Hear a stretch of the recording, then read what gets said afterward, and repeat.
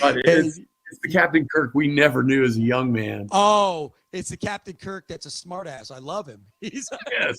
I can relate. Like I now think instead of being Han Solo, I think I want to be Captain Kirk. Right. But I still want the Millennium Falcon. I'm just saying. Well, you can't go wrong with the Millennium Falcon. Oh my God. Yeah. So everybody's like, so Rick daydreams about ding dongs and a Millennium Falcon. I'd be smuggling ding dongs across the universe. That's right. That's your mission. And bring ding dongs to everybody. Hello, rock stars. It's Rick with Concert Connection. I hope everyone's doing well. And I am excited this week. Yeah, I'm still on restriction at home, alone with my dogs and my wife. And I have no ding-dongs because they ran out of ding-dongs at the store. And it's not because I bought them. But this week's guest is my good friend, Mr. James Rose. How are you? Hi, great. How are you doing, Rick? I'm doing good. I don't have any ding-dongs, though. I'm out. You know what? It's criminal. I don't care about stimulus checks. They should just send me boxes of ding-dongs. Oh, my Lord. How have you been doing? I've been doing great, Rick. Thanks for asking. And thanks for making us all feel welcome today. It's a pleasure to be here at the Concert Connection in the pit with Rick. In the pit with Rick. And I keep waiting to meet this Rick character. I'm not really sure who he is. I only know me, myself, and I. But I hear that there's another one of us out there. I've got a lot of personalities. If you need one, I can spare a couple. It's okay. I don't mind. Yeah. Oh, my Lord. So tell me, how have you been through COVID? Hanging in there? Hanging in there like so many people. We're trying to stay healthy, practice best practices, social distancing, and still trying to patronize our restaurants and social distancing and seeing some of our favorite musicians and performers out there. You know what? It's funny because I've talked with so many folks, and I'm talking from New York to LA to Seattle to Miami and everywhere in between. And all my friends are like, how are you still playing music? And then I've talked about this a lot. I'm like, well, here in Texas, we never fully shut down. I mean, we got down to what, 25% capacity at one point, I think. And we were still playing shows. And it made for some very interesting and creative hurdles for us to overcome, but I think ultimately we're better for it because throw us some curveballs and we'll end up hitting home runs. That's how we are. Right. What did you learn about yourself? I mean, what has been the toughest thing for you throughout this whole thing? Being able to go out there and socialize. We have to keep our distance now. We have to really enforce best practices, wear the mask. And I think I dropped this thing when I take a bite or a drink or for photo op, right? Oh, no. You can leave it on. It's phenomenal. I actually played a show at Trees, and I showed up and I had a hoodie on and my mask, and I sat at this table for like 45 minutes. And nobody knew it was me. And I just people watched, and it was phenomenal. Like, holy cow. I just want to start showing up at clubs like in disguise and just watch people. I think that's the best thing, going incognito. Oh, my Lord. You don't realize how liberating it is because you're a lot like me. When we get to clubs, I see my friends. I'm a hugger. I want to run up and hug, and I want to talk. Imagine that. And it's difficult. I mean, it's tough, and some folks don't like the mask. Yeah. I've got a dozen of them. My Darth Vader mask is my favorite one. Do you have any personal favorites, or are you like, I use the disposables? I got the tube, and this thing's great. I want one of those. I don't have one yet. I want one of those. Yeah, it's so much more comfortable, and I can breathe out of this one. And you don't feel, I suppose it does the same job as the other mask. Yeah. The science says it's as good as the other masks. Well, then I'll be shopping for a new, couldn't I just take a scarf and like wrap it over my face and call it good. Yeah, exactly. This is what happens when I forget the mask. You know what? I like that better. It's dual purpose. Yes, and it's paisley. I love it. Oh, yes. So let's talk about that right off the. You have some of the most amazing shirts, and you know they're dear to my heart because you always have like paisleys. And where in the heck do you find them all? Because I love them. Well, they do sell men's clothes where I got these. And unfortunately, the shop that I used to go to was right off 75 in Spring Valley, and they've closed down. No longer business. I have nowhere else to shop. Now, were they victims of COVID or? Happened before COVID. Before COVID, they shut down this warehouse full of great shirts. Rick, they had plenty of shirts to your size too. Oh my God. Okay. I gotta tell you, they don't have a jacket.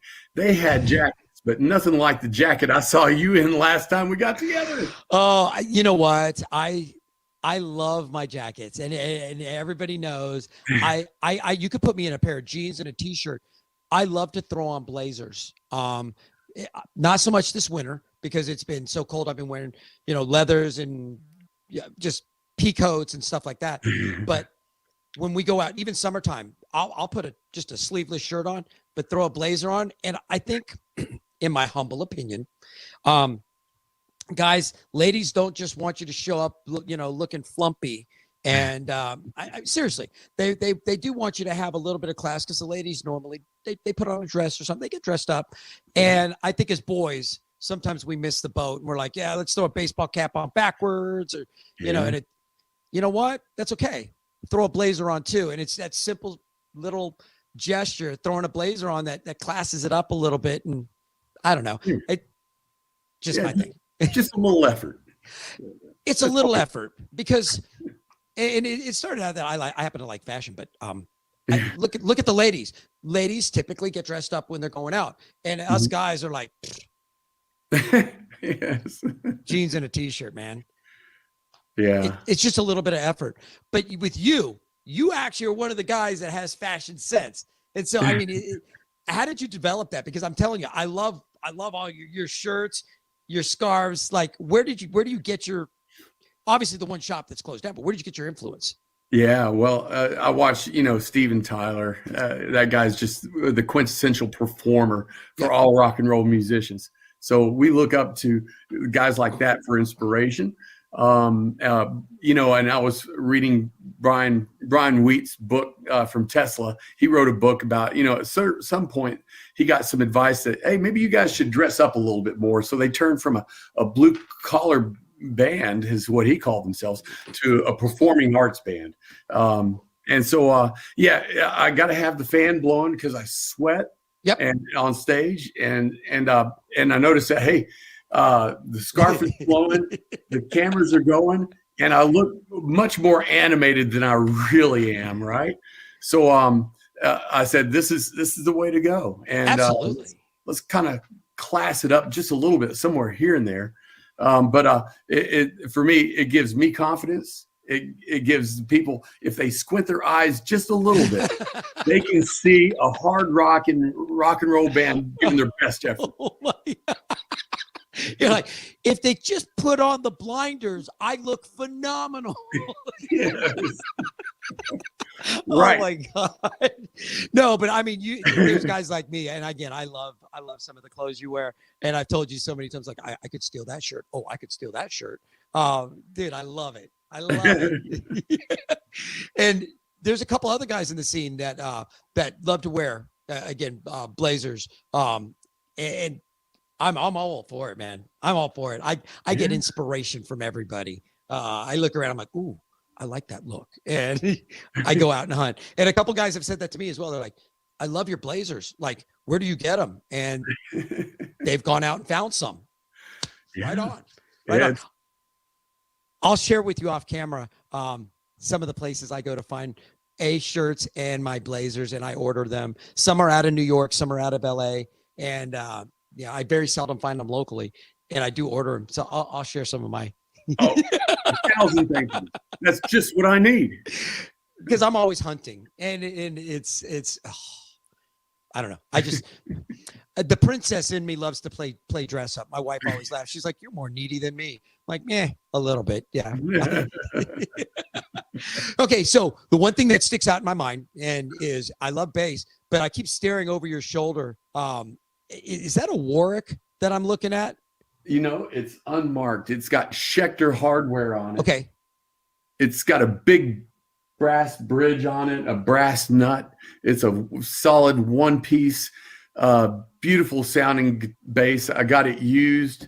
Funny story. I was running down to Austin and sat in with a guy called Gary Lee Cox, one of the most fantastic guitar players ever. He pointed on the side of the stage and said, "James, that's your bass." And I think he said, "James, you can have it for $400."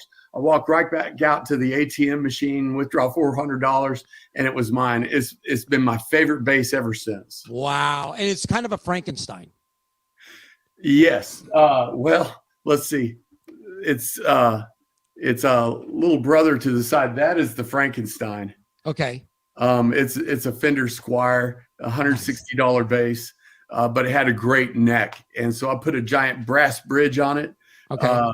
Geezer Butler pickups, and I dipped it. And it was dipped it in a swirl paint. Oh, wait, that's a hydro dip on that? Yeah. Oh, wow. And it looks great now, but the biggest surprise was when I took it on stage for the first time under the neon lights kept flashing. Every different color on the bass flashed with the neon lights. Wow. And of course, green is my favorite color. So the fact that you got green strings, like, oh yeah. Uh-huh. Yeah. Yes. So second favorite bass right there. Oh, nice. So how many basses do you have? I'm just curious. Wait a minute. Is my wife listening right now? Yeah. Okay, wait. Okay, it's clear. Go ahead. Okay. 1, 2, 3, 4, 5, 6, 7, 8. So it's kind of like if you never divulge the actual number or you always embellish it, you can always sneak another one in. Yes, I'm hoping to leave one at your house, Rick. It works with that's okay. Carrie Graves. Hello, Carrie. Still has a bass amp over at my house. It's been here for like a year and a half. That's what bass players do. And he knows it's safe because it's at my house. It's like, oh, that's Carrie's bass amp. He'll come get it eventually. That's right. Carrie, not going anywhere. Carrie. But what I was saying is it's easy to sneak in extra gear when you already have a bunch of it. You're like, oh yeah, I've had that one. I got that back in years ago. Yes. Yeah, that looks new. No. You remember you're the one that picked that one out for me, remember?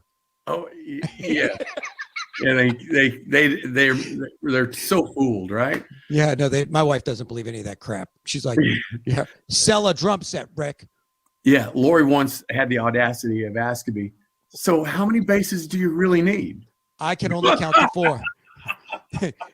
I can only count to 4, but I'm sure that's not enough. No, it never is.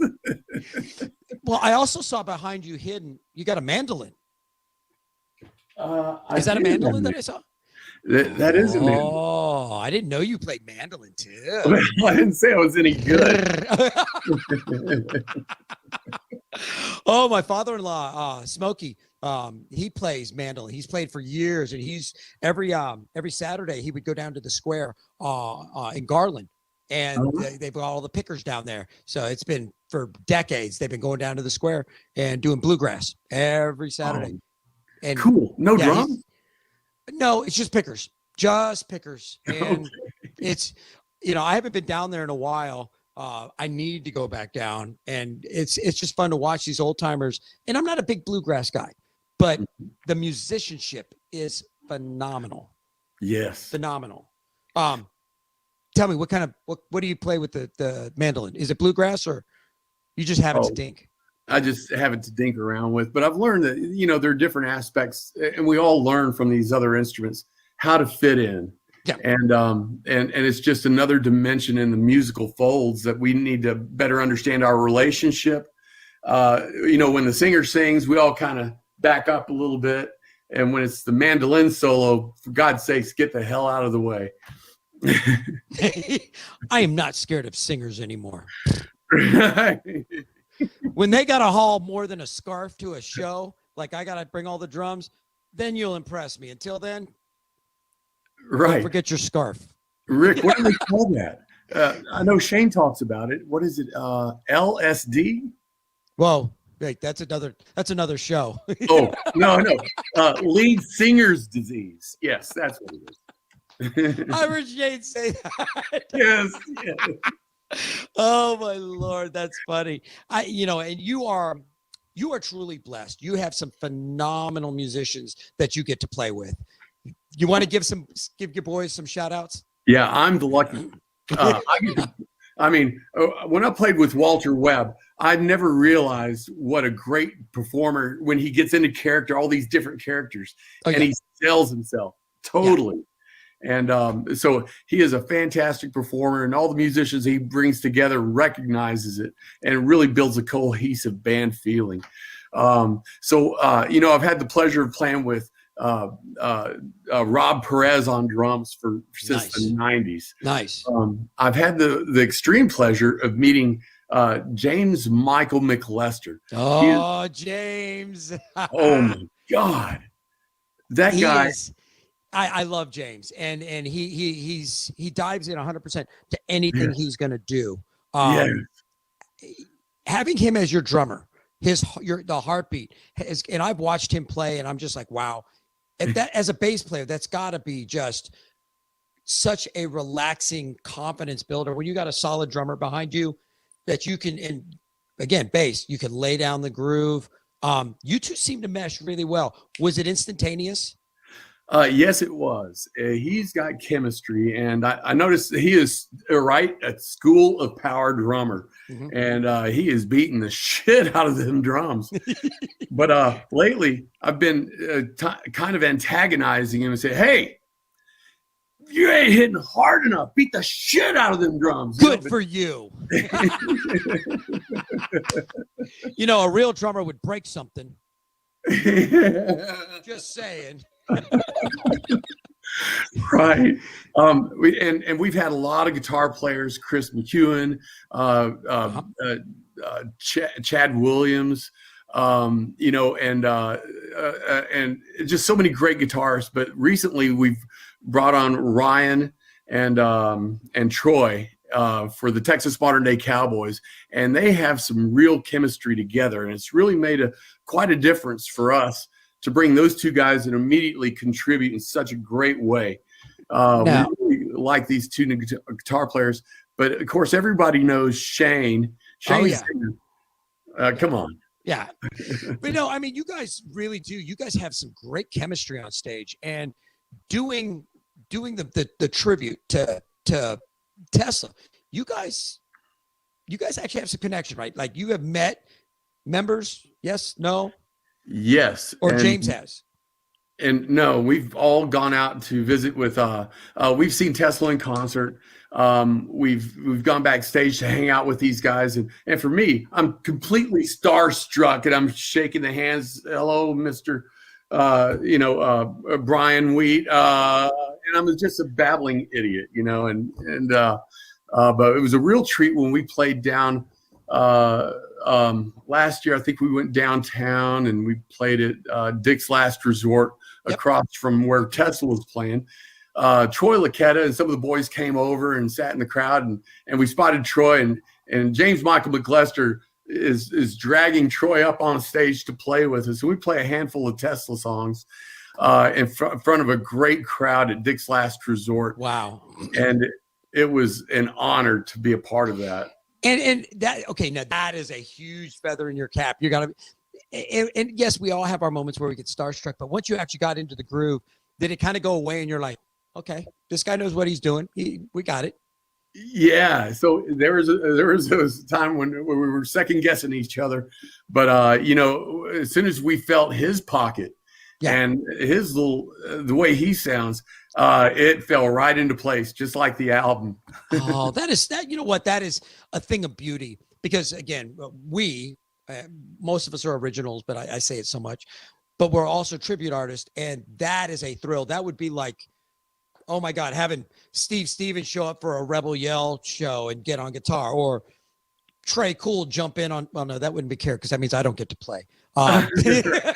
But you know what I mean? Having a big star and have them not be offended, because that's going to be my next question is, are they like, hey, wait a second, you're doing our music? Or are they like, thank you so much for keeping it alive?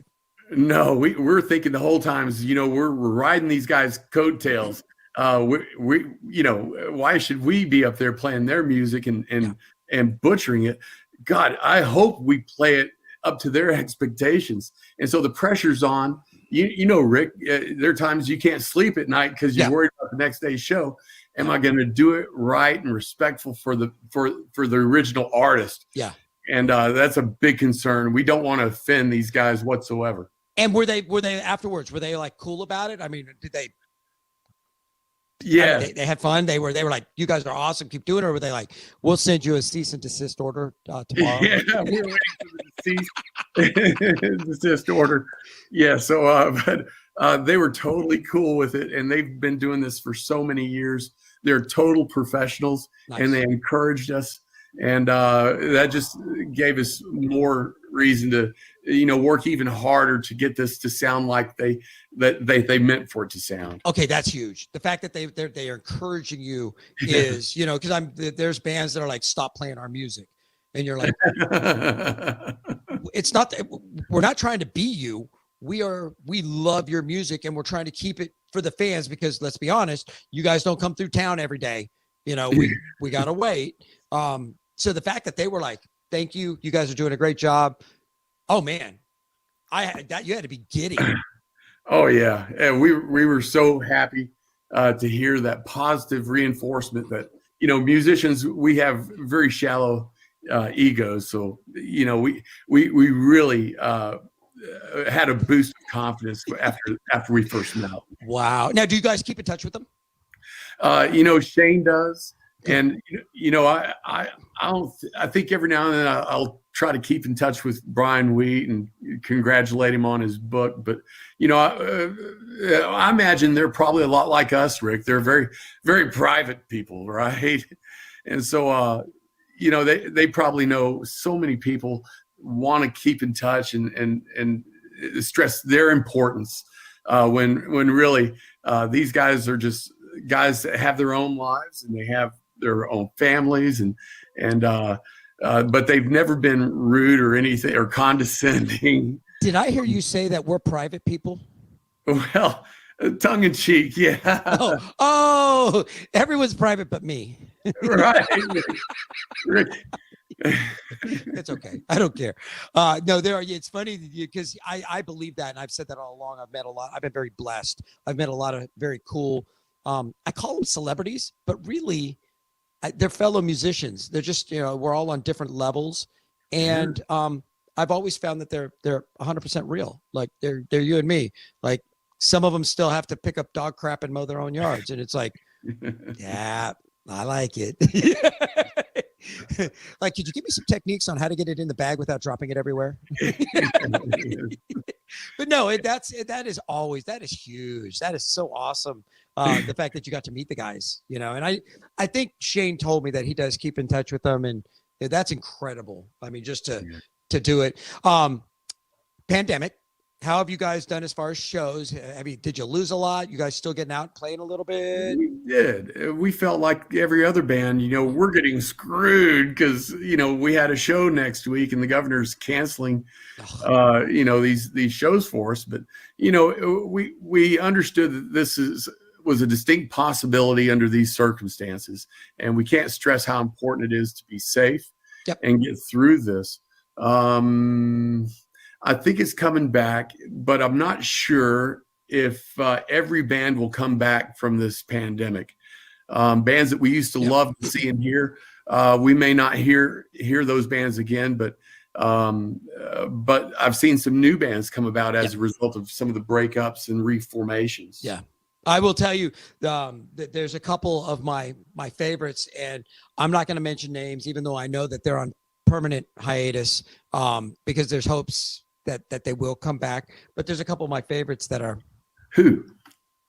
Nope, not going to do it. Not going to do it because if they change their minds, I don't want to give them any publicity because I do love these bands and I don't want to taint or hinder, if in case they decide, no, we're not going away. I don't want to hurt anybody. I'm not saying names, but I will tell you, some of them are dear to my heart that I love these bands. And it's hard to hear that it's taking its toll. And it has. We've had to fight. We've had to fight to play gigs. Yeah. You did ask who keeps in touch with those guys in Tesla. I got to tell you, one guy, James Michael McLester, is like a buddy with Troy Lucchetta. Yeah. And they have a lot in common, and they have a very close relationship. And I've never seen two nicer drummers get together and form a bond like these two. And James has a genuine heart. I love him to death. He does, anybody who knows about his health issues that he had in the past. And then he has a benefit that he does every year. Help Hope Live, which is it's basically an organ donating benefit to help folks that need organs. Correct? Yes. I want to make sure I'm giving, because James is going to call me glow. Rick, you didn't listen. He's going to thank you so much for bringing this up. But no, it's a great cause, because I am actually, because of meeting James, interviewing him when I had to renew my license, I am an organ donor now. Not that anybody wants anything from me, but you know what I mean? You never know. That could be, I don't want to go. I'd like to be here for a while, but when I am gone, maybe I could help somebody else live. And that's a greatness. So yes, he's very active in that. Wow. What a noble cause, Rick. Absolutely is. There's a few causes that I'm involved with, but and James, I'm publicly telling you, hats off to you, sir. It's a great one, and I know that you guys get to support that because you're part of his inner circle. Benefits and fundraisers. We do a lot of that. It's important. And, sometimes we'll get a little bit of money, a few tips, but we're really doing it for a greater cause. I think a couple of weeks ago, I played for a benefit for a guy named Kenny Chesney. Huh. Kenny Chesney? Not the Kenny Chesney. He looks like Kenny Chesney. Down in Granbury. He's at this restaurant, and the band was playing, and apparently he wasn't clapping loud enough. And the lead singer for this band jumped off the stage and kicked all his teeth in. What? Yeah.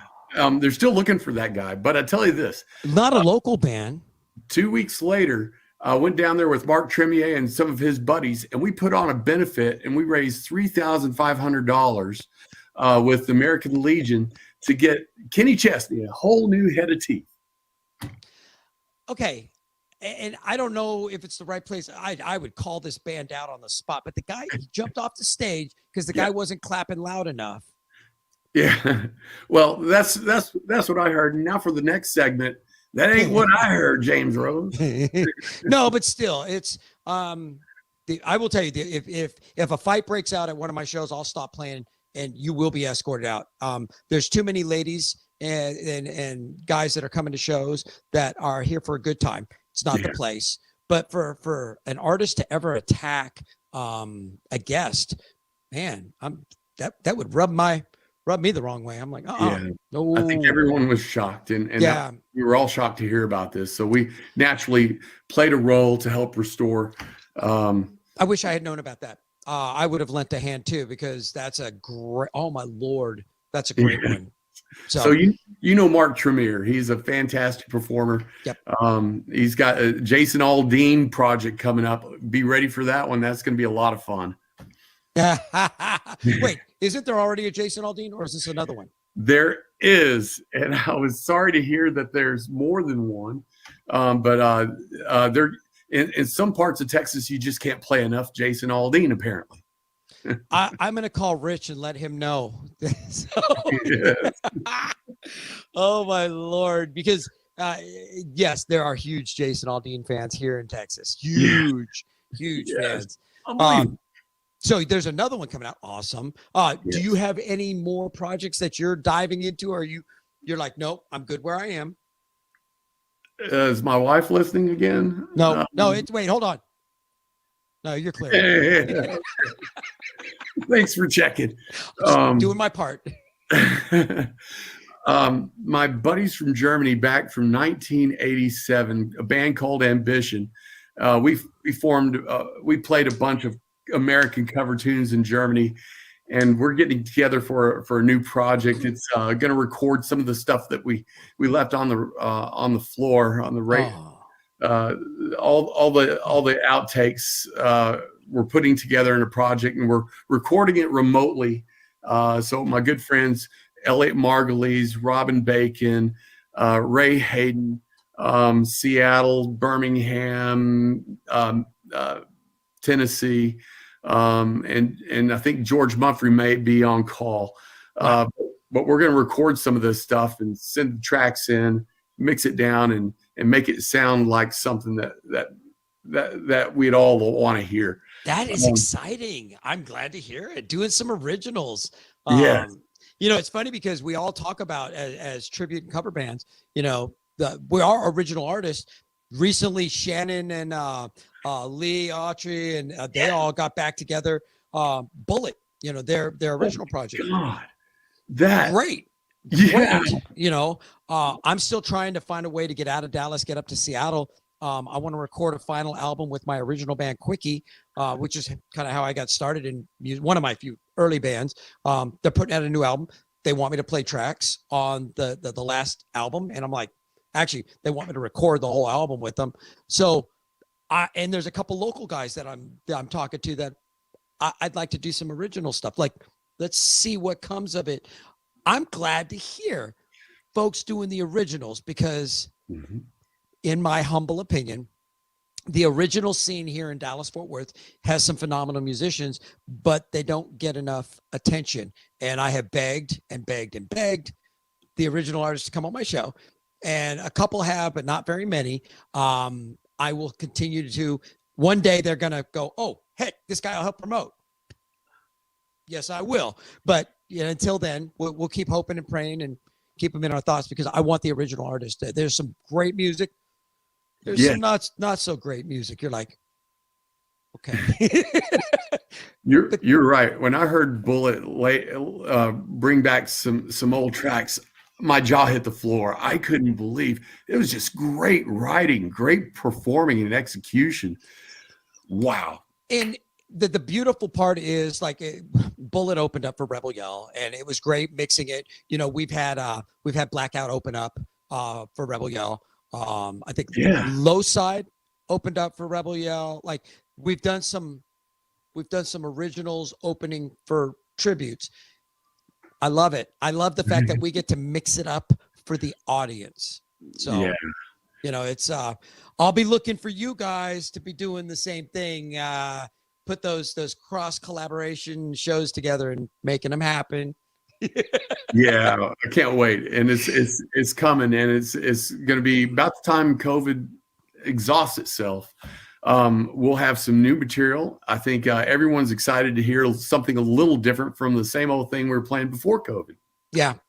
And again, we are very blessed here in Dallas-Fort Worth as far as our music scene. We really are. But it's nice to see some of the influx of the outside influences. Again, the original stuff, maybe some of the influences of all the tribute music we've been playing rub off on the writing style of some of the original. I'm good with it. Like, let's get the creative juices going. Let's get some music out there. And I think the biggest thing is let's get back to having normal shows, like normal. Let's go out and there's a pit that we can go stand in and not wear a mask. Yeah. I don't know. It's going to be a long time before that happens, I'm sure, but it's, I can't wait. I can't wait, truly. Yeah, I think everyone feels the same way, Rick. And you're right. It's sooner, the better. Absolutely. So I asked this of all my guests over the last year. Tell me your one, well, we'll start with your one. What one guilty pleasure did you notice about yourself? Like junk food. Everybody knows mine's ding dongs. What did you find out about yourself being in isolation? Yes. It's got to be barbecue. I've got a smoker out back. And I just put on a point brisket, chicken. I love to smoke on the back porch and bring in the food for everybody. But I ran out of I run out of oak, and I had to go to John D's last. I was just gonna say, John D's, are you listening? Hello, John.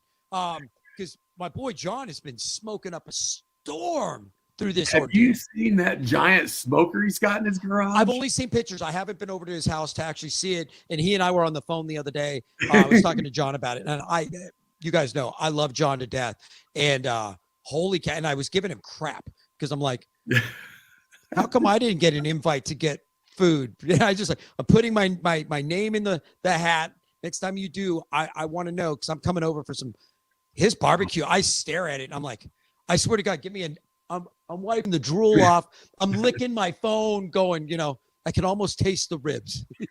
Oh yeah. And I can't wait to do his ribs. In fact, I asked him if I could bring over maybe a couple of beef ribs and he'd smoke it with what he's got. And he said he'd do it. So Rick, let's go over there and have some beef ribs. I figured out how to do a brisket. I'm not too bad at briskets, and I could do a pork butt pretty good, a smoked pork butt. I want to learn how to do ribs. That's my next one, is ribs. I love, and for me, when I'm just curious, whenever you've got the grill, the smoker going, do you ever throw anything else on there that you're like, I want to nibble on this? Yeah, the chicken livers. Chicken livers. I know that sounds gross to a lot of people, but smoked, they really are soft and delicious. I always throw, when I'm smoking a brisket or anything, I'll throw a couple of sausage links on there. And because they smoke up so fast and they cook so quick. Nice. And then when I'm hungry because I'm staring at this meat, going, I can just eat sausage. Yes. Rick, there's one thing you got to try. When I went to Louisiana, they said, you got to try the tiger tail. And I go, what's tiger tail? Tiger tail. So it's boudin sausage wrapped in tender pork loin and then wrapped in bacon. Oh. And drizzled with maple syrup. All that sweetness brings out all the both flavors together. And it looks like a tiger tail. It resembles the tiger tail, but I cooked two up for a Super Bowl a couple of years ago and laid them out, and they were gone in like 10 minutes. Oh, I think we have to end the interview. I'm hungry. I'm going to have to try that. You're going to have to give me that recipe. I'll give that a shot. Let's do it. Let's go to John D's and let him do it for us. Hey, John, we're inviting ourselves over. Just let you know. Hello. Why aren't you answering our phone calls? I feel like I'm blocked all of a sudden. No, but that's your guilty pleasure is barbecue. Has to be. That's a phenomenal guilty pleasure. Phenomenal. Have you binged anything else, like television shows, series? Oh my gosh. Yes, we've run out of everything. So now I'm on the Goldbergs. And Laura and I can really identify with the Goldbergs because it's about the nuclear family, and I think it's something for everyone in the family. But it's a great opportunity to laugh at ourselves because I think we've all been guilty of being the Goldbergs from probably at some point. What else have you watched besides the Goldbergs? Anything? Yeah. We've done all the Seinfeld. Okay. Curb Your Enthusiasm was very funny. Oh my Lord, that's good. We did all the Walking Deads, and I had to do all the Big Bang Theories again. Like I've only seen all 12 seasons like 4 times, but had to do that again. And of course, my wife is so sick of it because everybody knows I'm a Star Trek, Star Wars junkie. So junkie. She's like, "There's nothing on TV." Okay, put on Star Wars. She's like, "Really?" Like, and when it comes to Star Trek, she hates it because we have Pluto TV. So you get just channels, and we'll go to bed watching The Love Boat. So we've watched every episode of The Love Boat in the last 3 months, multiple times, because I miss going on cruises. And so middle of the night, I'll wake up and she's asleep, and I grab the remote and I put on Star Trek. She's like, "It gives me nightmares. I hear their creepiness," and I'm like, "Really? Star Trek gives you what? Huh?" Yeah. Yeah. What J.J. Abrams did for Star Trek was to revitalize, a breath of fresh air, reintroducing the characters we've grown up with to a new crowd, new audience. And he's really made fantastic movies. Do you like Chris Pines as the new Captain Kirk? I do. I didn't know for sure at first. Oh, I love him. I love him. But it's the Captain Kirk we never knew as a young man. Oh, it's the Captain Kirk that's a smartass. I love him. Yes. I can relate. Like I now think instead of being Han Solo, I think I want to be Captain Kirk. Right.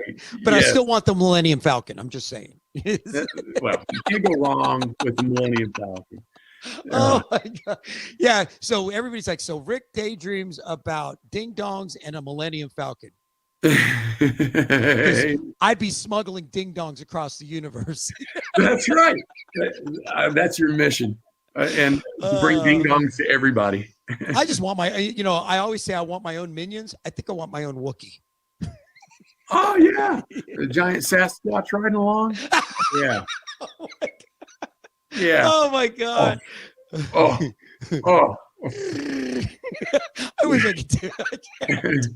Yeah. Oh my Lord. Well, one whiff and you can do that quite easily. Oh, geez. Oh my Lord. So the family is doing good though. You guys have survived. We've survived and we're going to hang in there and I really love my family. Nice. And they've been very supportive. And my daughter, she's an aspiring musician, and she's come out to our shows, and I say, well, I asked her to come out to every show that I go to. So, Rick, I know you've got a show coming up soon, right? I just played recently 2 back-to-back nights. Rebel Yell played Fat Daddies, then my Green Day tribute basket case. Actually, we sold out Legacy. I was tickled. It was our first time there. I didn't realize there were that many Green Day fans out and about, but and they screamed and sang the entire night. I was like, wow. I do have some, Rebel Yell, we play a lot. We've got a bunch of them coming up. I do know that I think March 26th with Mondo Bizarro, which is Ramones tribute, used to be Sedated. Yes. So my bandmates, my brothers in Mondo Bizarro are going to be on the bill with us and Kill 'Em All at Gas Monkey Bar and Grill. Yeah, Chuck, absolutely. My boy Chuck, and everybody knows me and Chuck are good friends. I love him to death. And I told him, I've been bugging him. I'm like, hey, I want to do a show. And this was supposed to go down in February, but they closed down, moved the show back. And I had Gino from Mondo Bizarro on the show. And I said, why don't we do a show, some punk, because I still love the Ramones, even though I'm not in the band anymore. And I introduced him to Chuck. Well, bada bing, bada boom. Next thing I know, we've got this, and I think it's a good lineup. Mondo. So we're doing Ramones, Green Day, and Metallica, all on the same bill over at Gas Monkey. It's going to be a phenomenal show, and I'm just excited. I get to see my boys do some Ramones, and I haven't seen them in a little while, so I'm giddy. It's going to be greatness. It's great to hear some shows coming up. I heard John Land is working on a project, Rockin'. Nice. And they're playing at Gas Monkey soon. John Dees, he loves his Rocket Queen, man. Oh my God. Yeah, I've had John on. I've had his drummer, Miss Sammy Joe, on, and Sammy's my girl. She sat in, backed me up in Rebel Yell when I was on vacation. So she's kind of my backup. Plus she's in Rockaholics with she's in, oh my God, I think that 70s band. She's in Poisonous, Crude and Tattooed. Like, girlfriend, do you ever stop and breathe? I give her a hard time, but she's a hard worker. She throws down constantly. Yeah. So, I'm just saying. I'm going to tell you right now, I love it every time I see you in public. And the first time I met you, what I love the most is you always have a huge smile on your face. It is infectious. It makes me smile for sure. Well, hey, I'm in good company, Rick. I see you and I'll say the same thing. Oh, thank you so much. Can I ask you, would you ever consider coming back on my show? Yes. Okay, let's do it again. This has been so fun. Maybe drag some of the boys with you. And yes, they heard that I might make an appearance. Oh, so they know you're coming on. I was like, did you even tell them, or is it a secret? And said, well, I got to be there. And said, well, okay. And but when I got the notification, it just wasn't enough time for the guys. this was actually just you and I. I do want to have all the guys on, but this is one that I've been dying to just corner you and. Yes. Give me the camera. I'll let you have the camera for a while, and, because you and I always have great conversations. So I was like, I want him.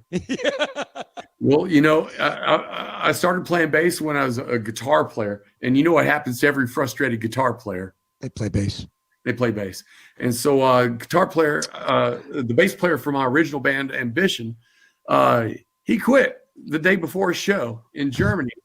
And I had to learn how to play the bass lines overnight.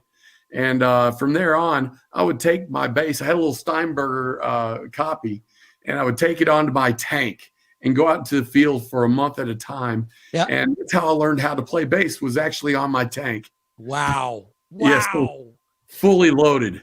So real quick, I have to stop, and I just have to say thank you so much for your service.